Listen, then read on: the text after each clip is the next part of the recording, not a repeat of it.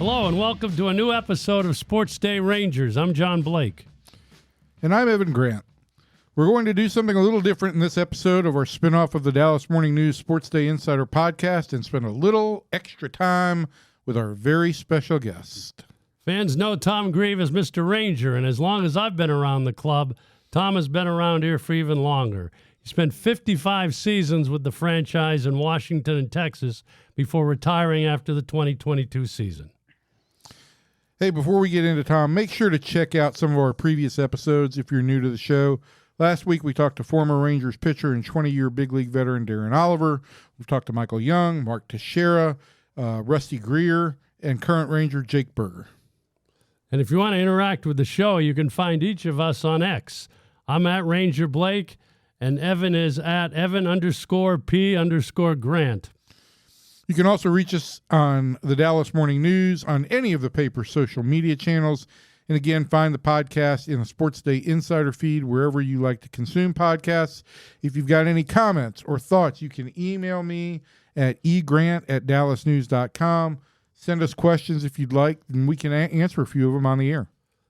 Bottom of the ninth, bases loaded. Here comes Jimmy Dale from Baker Brothers Plumbing, AC, and Electrical. Thanks, Chuck. When your home pitches curveballs, Baker Brothers knocks it out of the park. Home run, Baker Brothers. Incredible. As the official home service partner of your Texas Rangers, we're offering $300 off a tank or tankless water heater. Another winning call. Visit callbakernow.com or dial 214-342-1171 today. Baker Brothers. Great service. So we're going to get started. Tom, thanks for joining us today for this our little podcast here. We're enjoying doing this and just talking to different former Rangers and we've done Jake Berger too, but just some of the memories and stories. And you're going to have a lot of those, having spent 55 years with this organization. And just a little bit of quick stuff on Tom. 1966, he was the first round pick of the Washington Senators. He made his debut with the Senators in 1970, then played in Texas from 1972 to 77, finished out with the Mets and the Cardinals, went into the front office in 1980, first in group sales and in player development, and became the youngest GM in Major League Baseball at the time at 36. 1984 was a GM for 10 years, and then a 28-year run as a broadcaster, which is the second longest in club history to Eric Nadel, and a 2010 inductee into the Texas Rangers Hall of Fame. So, Tom, welcome in. Thanks, guys. Thanks for having me. I was just thinking back to call-in shows I used to do back in the mid-'80s and how much different the technology is today than it was back then. Well, I don't think we'll be as tough as Randy Galloway was in those days anyway. So I'm just going to get it started, and Evan and I have talked. We're just going to kind of do a little scatter shooting here on different memories you have, and I'm going to go start at the beginning. So your first major league manager when you were called up to the big leagues was Ted Williams, and then you played for Ted also the first year here in Texas in 1972. And you were a Yankee fan growing up, but still the aura of playing for someone like Ted Williams had to be pretty amazing. Well, I was a Yankee fan. Mickey Mantle was my favorite player. The rest of my family were Red Sox fans, and Ted Williams was their favorite player. Every time we went to a doubleheader in either Fenway or Yankee Stadium, it seemed like Mickey Mantle went 0 for 4 and Ted Williams went 3 for 4. When I got a chance to, but I was also a huge baseball fan. I collected baseball cards. I read the Springfield, Massachusetts Union every morning at 6:30, the box scores, the averages, and all that. So I was a huge fan. And I've always felt, and I've said a few times, that it was a drawback for me to play for Ted Williams because I was in such awe of him that I was intimidated. I didn't really feel comfortable talking to him. I avoided him just because I was so nervous around him. And I think if I didn't know anything about baseball, didn't know who Ted Williams was, it would have made my transition to the big leagues much easier. One of your other managers early on in your career was Billy Martin.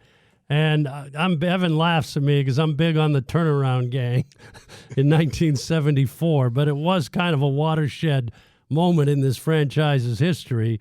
You won 57 games the year before, and you were in the race the next year with the A's right down to the end.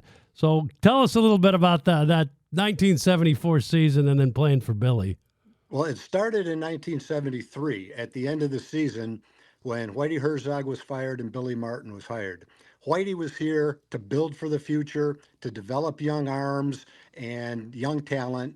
And what we did that year really wasn't the bottom line for Whitey Herzog and the Rangers until Billy Martin became available and Bob Short, our owner, who was desperately looking to fill the seats and make some money, decided to hire Billy, and the philosophy of the team completely changed from building for the future in a sensible way to winning right now. And Billy had done that before in Minnesota. He'd done it in Detroit. And his first meeting in 1973, he called the team together and he said, I didn't come take this job because I wanted you guys to be a 500 team. I came here because we're going to win next year. And if anyone here doesn't believe that, doesn't want to be here, come into my office after the meeting and I'll make sure you're not here tomorrow. Obviously, we were all glad to be in the big leagues and we didn't do that. But I think on occasion we did look at each other and say, if he thinks we're going to win next year, he must never have seen our team play because we're just not ready to win. But the team made a trade for Fergie Jenkins. Fergie won 25 games. Jim Bibby won 19 games. Jeff Burrows was the MVP. Mike Hargrove and Jim Sundberg were rookies. Mike was the rookie of the year. Sonny made the All-Star team.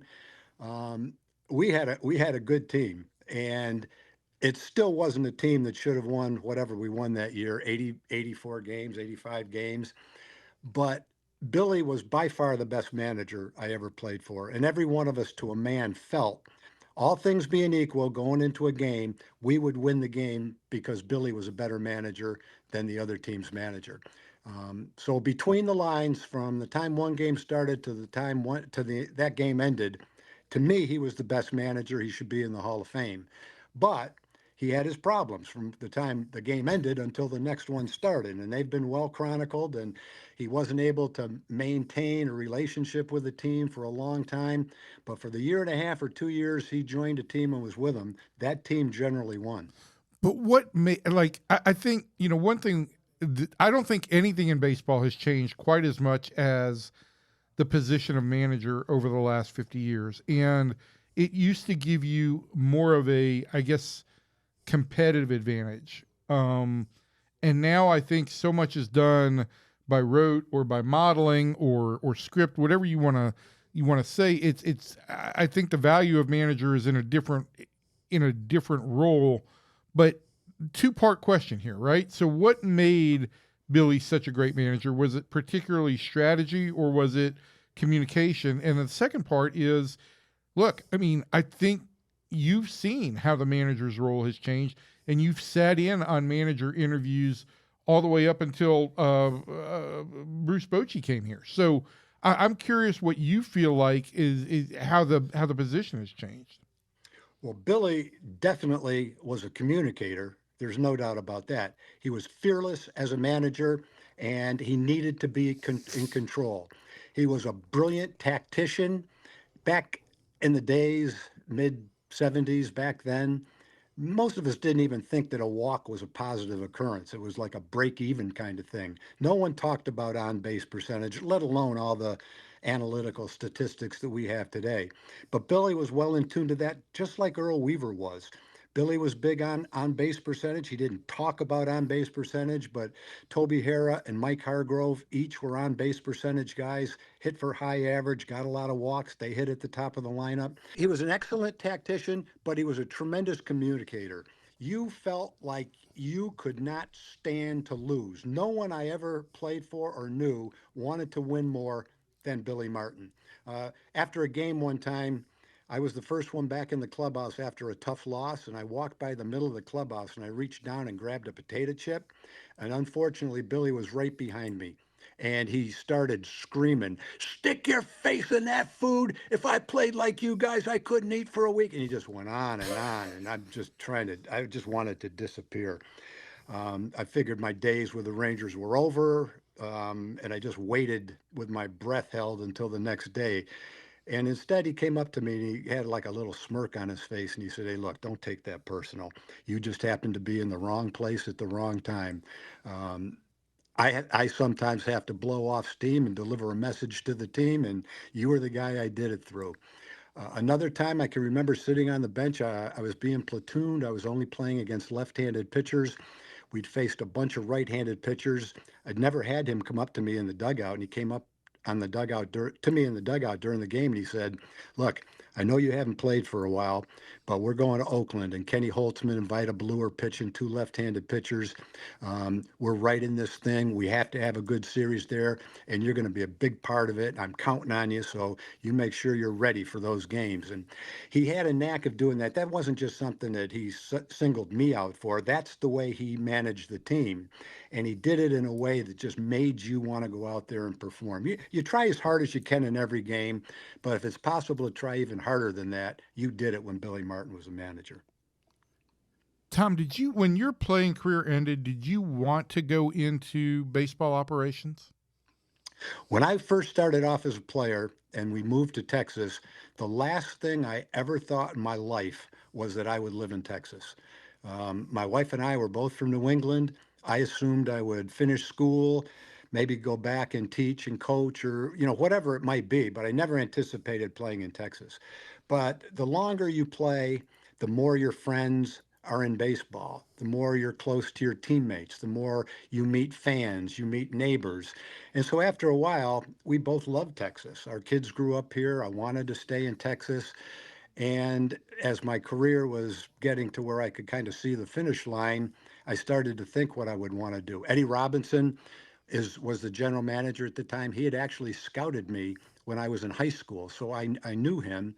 And he called me aside one day and he said, "Look, I think you'll someday be an excellent front office person." And he actually said this, maybe even a general manager. So I think you should think about that. And one day he and Brad Corbett had me up in their office after the season, the last game of the season, offered me a job and group ticket sales and a chance to stay in baseball in a different way. My kids were young, my career was not flourishing, and I just thought it was important to think of my family, stay in the same place, let them establish themselves in their schools and try a different career path. And that's kind of how it happened. And I can't say I planned for it at all, but I kind of feel like it worked out for the best that way. And you started in group sales, as you said. You got to deal with Clayton Moore and the Lone Ranger in that job. And then you spent 4 years in player development, leading up to your appointment as general manager in September of 1984. And even with the experience you have, I was coming on board at essentially the same time as Tom took this job. You were reluctant at the time to take the role that you would spend close to a decade in. What were your feelings going? And you were not walking in to the most functional situation, I will say that. The manager, Evan, at that time was Doug Rader, who actually reported to the club president, didn't report to the general manager. So, what were your feelings like, when Joe Klein got let go and they wanted you to take over his job? Well, Mike Stone was the president of our team at the time. Mike was a brilliant guy, a management training kind of guy, not a baseball guy. He wanted to make a change at general manager, and he liked me, and he thought that I could do that job. I felt like I was just beginning to understand and learn how to be a farm director and a minor league director.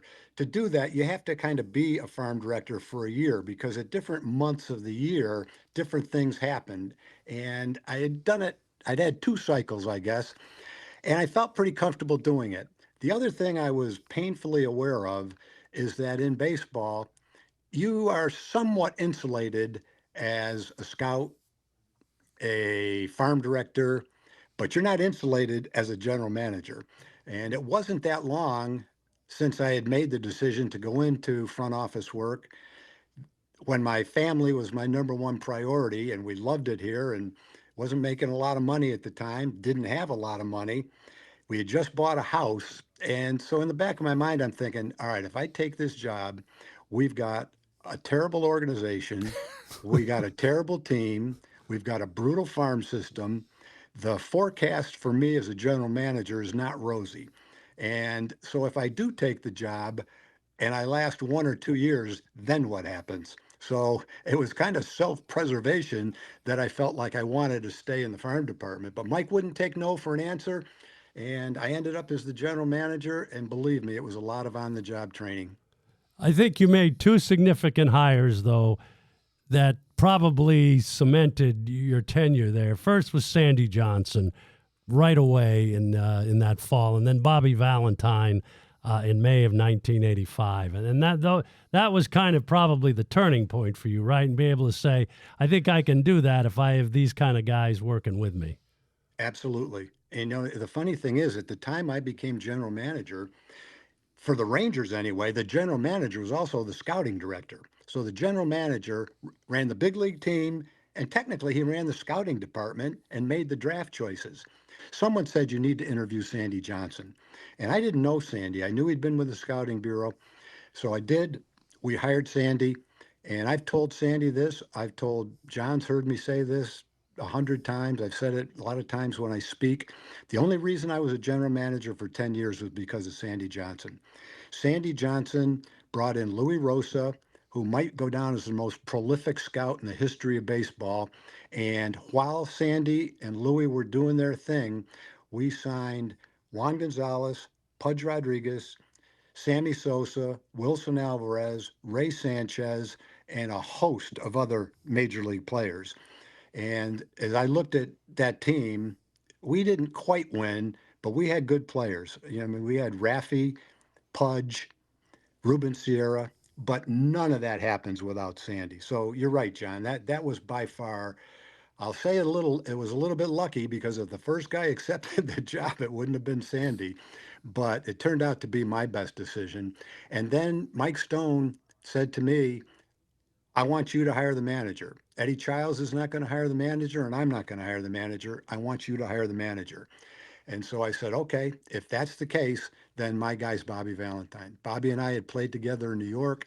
We weren't regular players. We sat on the bench every day. Bobby second-guessed every move Joe Torre made, but in a way where I knew that he was a brilliant baseball guy. You know, he reminded me a little bit of Billy Martin in that regard. So I knew he'd be a terrific manager, and that was the first thing I did. And I had been on the job for a little bit, so I had a little more experience as a manager, as a general manager, than Bobby did as a manager. But, together we lasted a while, and Bobby was a perfect, as you well know, John, perfect manager for a young team. No one in the history of our franchise ever worked harder to promote this franchise than Bobby did. From morning until dusk, he breathed the Rangers and did a fantastic job. So you're exactly right, John. Bobby and Sandy were the most important people that I hired, and I don't think my tenure as a general manager would have been nearly 10 years without those two guys. So just jumping ahead a little bit, and we've talked about this forever. The 5 years that we were blessed to have Nolan Ryan in Arlington are certainly one of the highlights of my long tenure. And I think you would probably have to agree. It was he kind of like fell into our laps in December of 1988. But just talk about that a little bit and what, in your opinion, it meant to the franchise. Because I think it may have, to me, it had a lot to do with getting that new ballpark built, and it may have saved us at the time. Yeah, I don't disagree with that. When people used to say Nolan Ryan saved the franchise, at first I said to myself, well, that's a little, I might be a little bit over the top. But as you look back on it and as you saw it unfold, it could very well have been the case. And as you said, John, we kind of fell into it when people introduce me and say, this is Tom Grieve, the man who signed Nolan Ryan. I almost cringe, because whoever had my job at the time would have done the exact same thing and the same result would have been there. It wasn't a stroke of genius. It was, as you said, being in the right place at the right time. But Nolan looked like he was going to leave Houston. John McMullen wasn't going to pay him what he was worth. I called Dick Moss, his agent, and said, if that's the case, put us on the list. We'd love to have him. Dick Moss says you're at the top of the list. Winter meetings, what was it, 1989, John? 88 in Atlanta. 1988 happened. We got in the same room with Nolan and Dick and Mike Stone and Bobby and I. Bobby and I had been jogging, and we had to just go right straight to the meeting. And it's not quite, it's a slight exaggeration only that we basically signed a contract and put it in front of Nolan and asked him to sign it. Number one, we knew the quality of guy he was, and we knew that he wanted to play here, and we knew that he was fair and the price would be fair. Now, it was a huge contract at the time, totally fair. After we signed him, Bobby and I went out into the hallway of that hotel and kind of simultaneously jumped up and high-fived each other, just like instead of a manager and a general manager, we were the fans that were going to be able to go out to the ballpark and watch Big Tex. But I have to say, and John, I'd be interested to see how you feel about this. At the time, it felt like an incredibly important decision. People said it was for PR, but that's not the case. We didn't have that kind of money to spend for PR. No, we didn't. This had to be spent on a player who could win. And John Young, our National League scout, said he still has the best stuff in the National League. He can still win, and so he could. But I think if I thought back to what my expectations and hopes were, that Nolan went beyond that and so much further that it was just unimaginable what he accomplished here. But you said, what did it do for the franchise? As you well know, it made us a respected team in baseball, not just on the nights where Nolan was pitching, but when he was in the dugout with a Ranger hat on. And our fans throughout the state of Texas and around the country said, you know what? If Nolan Ryan is good enough for the Texas, if the Texas Rangers are good enough for Nolan Ryan, then the Texas Rangers are good enough for us too. And I don't know numbers wise what it did for our fandom and what it did for our popularity, but there's no doubt that it happened because of Nolan. Yeah, I agree. I mean, but I do think that because it had only been a year and a half earlier that Frank Morsani was going to move this team to Tampa. So it really did make a big difference in the franchise. Yeah, I mean, and I didn't experience this until well down the road, and the validity that Nolan brought to the organization. And listen, this was still an era, right, where if you got on ESPN on highlights that night, it was a big deal. There weren't the same number of outlets and shows about baseball every week and every night. And so Nolan put the Texas Rangers on the national conscience. And listen, I know that this predates me, but I think Tom can speak to this because he was running the whole operation, that so much of that was through John's hard work to put Nolan in a position to, for lack of a better term, optimize what the personality of Nolan Ryan was. It was a perfect fit for the Rangers. It was a perfect fit for the organization. And John saw that Nolan became, to quote something we used earlier, larger than life. What was your perspective on that, Tom? Well, I guess I did. I was so wrapped up in the whole operation and everything. I might not have had this same perspective at the time, but I had the honor of giving the speech to induct John into the Rangers Hall of Fame. And one of the things I mentioned was the influence that John had on Nolan's career here and the way that he publicized 5,000 strikeouts, 300 wins, 6 or 7 no-hitters. He did put Nolan in the spotlight on a daily basis and deserves a lot of credit for that whole thing. So I would agree wholeheartedly. All right, Tom, we're going to wrap up with a couple of real quick rapid-fire kind of questions, and these will put you on the spot a little bit, but you've had such a long tenure around this organization that I don't think that we can ignore this stuff. And we are also kind of just glossing over the fact that you're part of a multi-generational baseball family, with Ben having a very successful career in the big leagues as well. But let's go through a couple of things. What player or person had the most impact on your career in baseball?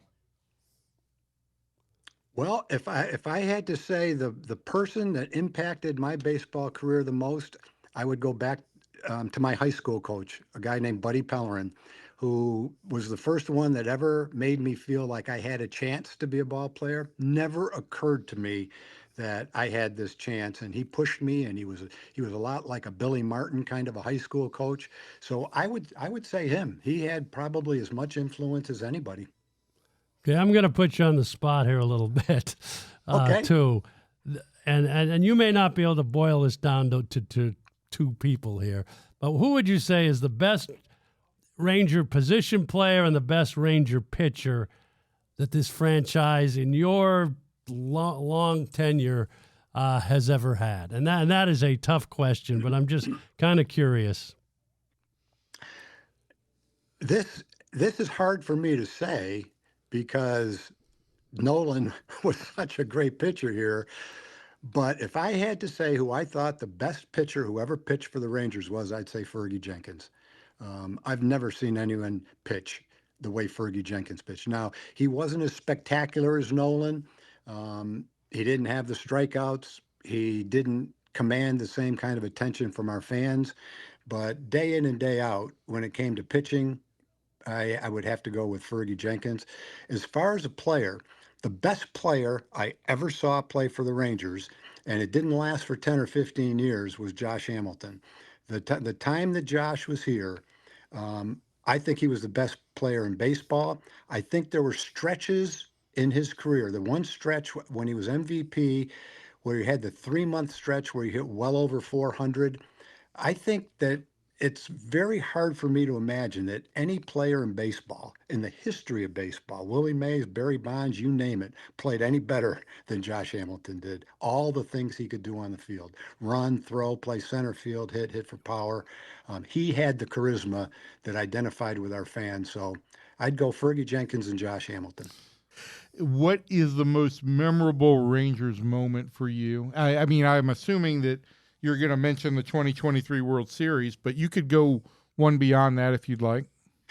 All right. I'm going to say this one because it popped into my head the minute you said that. It's probably not the most memorable moment in Ranger history, but I'm going to mention when Benji Molina hit for the cycle in Boston. That was, I still can't believe that it happened. You know, a lot of times while we're broadcasting a game, a guy comes up and he has 3/4 of the cycle, and we'll say he needs a single for a cycle or a home run. And in almost every case, it sounds like it's plausible and it could happen.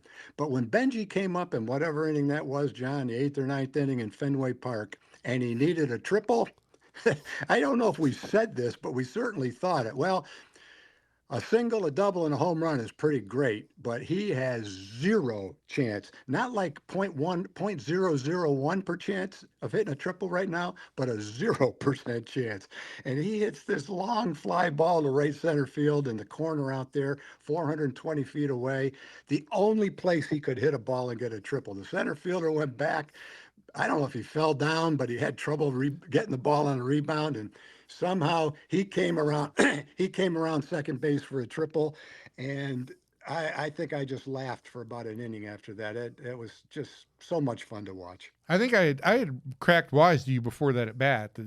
When he hits a triple, John, I had said something stupid inside the Fenway Park press box. I remember that. And then it really might be, of all the things that I've witnessed, maybe the most fun singular moment on a baseball field with this organization. The 30-run game was amazing. Josh Hamilton's 4-home run game was a spectacular accomplishment. For sure. But to see Benji Molina end up with a cycle, the guy who was universally considered the slowest man in baseball, to end up with that cycle in the middle of that magical 2010 season was just an amazing, amazing moment. He went around second base. It looked like he said to himself, "Oh my God, I've got to go 90 more feet." But he made it. That was great. You're right. Well, I think that's a good place to end it. Tom, we really appreciate your time today. Hope you're enjoying retirement. We see you around the ballpark some, and look forward certainly to seeing you at Elvis Andrus Hall of Fame induction later this month. So thanks for taking the time today. I'll definitely be there for Elvis, and John and Evan, thanks so much for having me on. It's a illustrious group of people you're interviewing, and it's an honor for me to be part of it. Oh, we couldn't have this podcast without you. We had to give you the biggest segment because nobody's got the history with the organization that you do. Well, actually, I just began to get warmed up. So if you want to have part 2, just give me a holler. I'm sure before it's all over with, we will.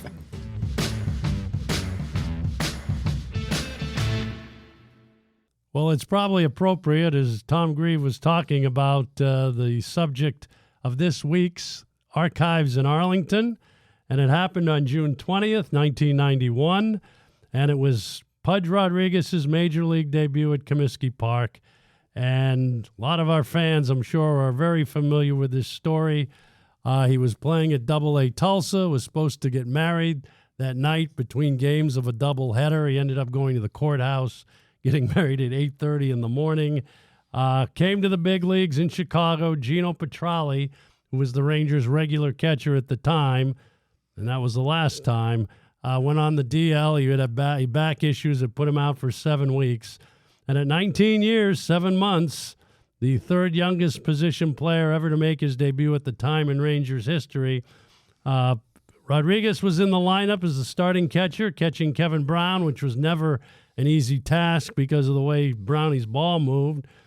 Went 1 for 4 with a 2-run single in the 9th inning, threw out Joey Cora and Warren Newson attempting to steal, and the Rangers won 7-3. And one of the more things I remember about this was the post-game scrum in the clubhouse at Old Comiskey Park. At the time, Pudge spoke literally no English, and we were not at a position at that time, believe it or not, where we had interpreters. Now, today, everybody's got interpreters for everybody. That's mandated, right? Right, it's mandated now. An interpreter. So, and I really had no plan, and it is probably on me. So I got one of our bullpen coach, Orlando Gomez, to come over and interpret for Pudge, who was, deer in the headlights almost coming up, because you certainly didn't get that kind of publicity. Never had in Tulsa. He'd been in spring training and opened up, obviously, a ton of eyes. But it was at that point that I decided, we need somebody here to help with our Latin players. And we went on and Luis Mayorel, who was the first interpreter, and now every other club has it. And the second day, just taking this one step further, Pudge got Nolan Ryan, who was 44 at the time. It was the youngest catcher, oldest pitcher combo since Ed Kirkpatrick caught Art Fowler with the Angels in 1963. And, of course, the rest of the story, Evan, is history. Pudge never went back to the minors when Gino was activated. He started 81 of the last 102 games that year. And you came along later but got to see Pudge over the last number of years of his career. The thing I tell people most about what was the difference was the running game. I mean, we took it for granted for so many years. And when we traded for Einer Diaz to catch in 2003, it changed the whole picture. Oh, yeah. I mean, Pudge shut down the running game. And that was the thing that stood out for me was, when I got here in 97 and he had already played 6 years in the big leagues and was approaching the potential of free agency before this big contract situation got resolved, where I think he went to Tom Schieffer, and Tom was trading deadline. We're going to trade him to the Yankees. Yeah, and Tom was very public about that, his answers to Pudge until they came to an agreement. But yeah, I mean, watching 6 years of Pudge throw guys out was simply amazing. I had covered Benito Santiago in '93 in Florida. And Benito was kind of closing in on the end of his dominance. He stuck around the big leagues for a while longer, but he was not the dominant thrower that he once was. And it was just a different game watching Pudge. I had a year of Charles Johnson in Florida, and Charles ended up winning a Gold Glove. But there was nobody who did it like Pudge and did it with the flair that he did. And then when he became the offensive force that he was in 99 and in 98 and 99, it was simply amazing. Well, that's this week's show, and thank you for joining us for SportsDay Rangers. Don't forget to check out more sports content from the Dallas Morning News and DallasNews.com. You can always find us in print on the website at dallasnews.com and on the SportsDay Insider. My podcast with columnist Kevin Sherrington every week appears in the same SportsDay Insider feed. We have guests from the Dallas Morning News Sports Department. We talk about big issues and big stories and more Rangers talk on that podcast. And if you have any questions for us, you can ask us on X, and we'll try to get some each week. Thanks to Tom Grieve for joining us this week and for strolling us through multiple decades in Rangers history. We'll talk to you all next week. Take care, everybody.